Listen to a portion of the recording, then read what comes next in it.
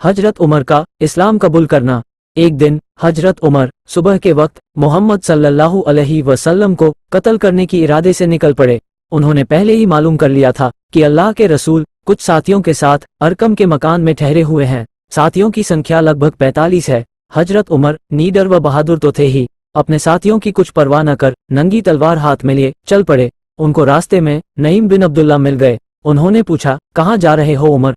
उमर ने कहा, मोहम्मद का किस्सा खत्म करने जा रहा हूँ, इसलिए कि यही वह विधर्मी है जिसने कुरैशियों में फूट डाल दी है। हमारा धर्म खतरे में पड़ गया है। वह हमारे देवताओं को बुरा भला कहता है। मैं आज उसे कत्ल करके ही चैन लूंगा। हजरत नईम ने कहा, खुदा की कसम उमर, तुम अपने आप को धोखा दे रहे हो। क्या तुम ये समझते हो कि अगर तुमने मोहम्मद सल्लल्लाहु अलैहि वसल्लम को कत्ल कर दिया तो अब्दे मुनाफ के वंश वाले तुम्हें अकट्टा फिरने के लिए जमीन पर छोड़ देंगे? ऐसा कभी नहीं होगा। और हाँ, पहले जाकर अपने घर वालों की खबर लो, फिर उनसे निपटना।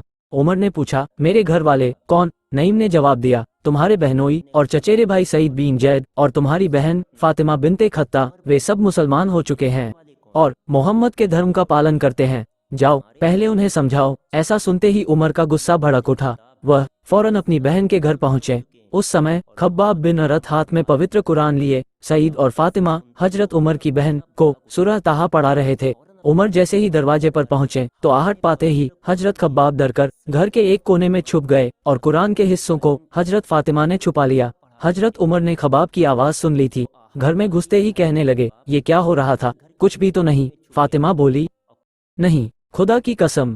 उमर चिंगाड़े, मुझे मालूम हो चुका है कि तुम दोनों ने मोहम्मद का धर्म अपना लिया है। इतना कहकर वह अपनी बहनोई हजरत सईद पर झपट पड़े और उनको मारने लगे। बहन फातिमा जब अपने पति को बचाने दौड़ी तो उमर ने बहन को भी इतना मारा कि उसके जिस्म से खून बहने लगा। पर धन्य है, वे दोनों को इतनी मार पड़ने पर भी अपने धर्म को छिपाया नहीं, साफ साफ कह दिया, हाँ उमर, हम मुसलमान हो गए हैं और अल्लाह और उसके रसूल पर ईमान ले आए हैं। कर लो जो तुम्हारा जी चाहे। उमर जैसा बहादुर इंसान उनकी हिम्मत पर चकित रह गया और एक बार फिर सोचने लगा, आखिर मोहम्मद सल्लल्लाहु अलैहि वसल्लम अपने अनुयायियों में क्या जादू भर देते हैं और इस्लाम में यह क्या आकर्षण है कि सहज ही लोग इस ओर खींचे चले जाते हैं। देखना चाहिए मोहम्मद क्या कहते हैं। उमर ने नजरें उठाकर अपनी छोटी बहन को देखा। उसके सर से खून बह रहा था और वह एक कोने में बैठी सिसक सी सक रो रही थी। फिर अपने बहनोई हजरत सईद की तरफ देखा, वह भी घर के एक कोने में खून में लथपथ पड़े थे।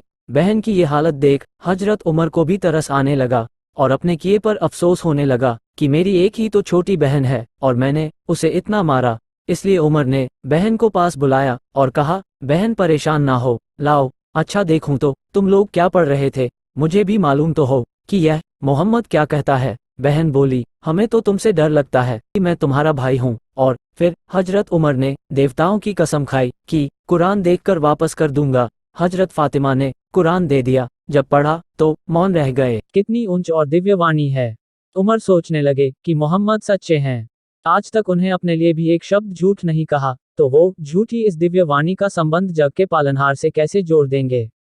मोहम्मद सच्चे हैं, वह कभी झूठ नहीं बोल सकते। ये किताब कुरान भी सच्ची है और इसकी बातें भी सच्ची हैं। ऐसा सोचते सोचते हजरत उमर रजी अल्लाहु अन्हु के अंदर ईमान जाग उठा। उनका मन उसी वक्त हजरत मोहम्मद सल्लल्लाहु अलैहि वसल्लम से मिलने और उनसे मिलकर उनकी बात सुनने और समझने के लिए बेचैन हो उठा। फिर वे हुजूर सल्लल्लाहु अलैहि वसल्लम से मिलने के लिए चल पड़े। कैसा करिश्मा है ये। कहाँ उमर चले थे मोहम्मद सल्लल्लाहु अलैहि वसल्लम का कत्ल करने और कहाँ अब मोहम्मद सल्लल्लाहु अलैहि वसल्लम की शरण में जाने को तैयार हो गए। तलवार हाथ में थी। अरकम के द्वार पर पहुंचकर दरवाजा खटखटाया। आवाज सुनकर एक साहब उठे और किवाड़ से झांक कर देखा, हजरत उमर हाथ में तलवार लिए खड़े हैं। हजरत उमर रजी अल्लाह अन्हु जैसी व्यक्ति को इस हालत में देखकर उनका घबराना स्वाभाविक था। हुजूर सल्लल्लाहु अलैहि वसल्लम के पास लौट आए और आपको पूरी बात बता दी।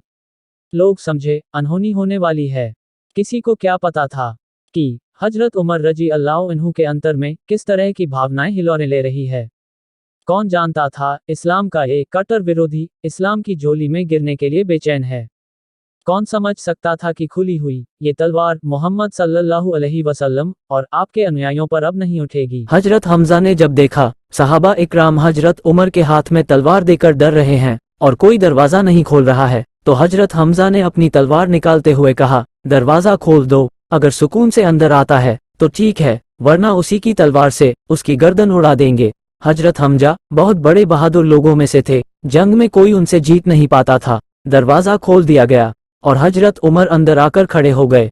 उन्हें आता देख हजरत मोहम्मद सल्लल्लाहु अलैहि वसल्लम उठे, उनकी चादर का कोना पकड़कर जोर से झटक दिया और कहा, ऐ खत्ता के बेटे उमर, तुम किस इरादे से आए हो? अल्लाह की कसम, अगर तुमने मनमानी की तो अल्लाह का गजब तुम पर आ जाएगा। हजरत उमर रजी अल्लाह अन्हु प्रभावित हुए बिना न रहे और कहा, ए अल्लाह के रसूल, मैं सिर्फ इसलिए हाजिर हुआ हूँ कि अल्लाह उसके रसूल के ऊपर ईमान ले आऊं।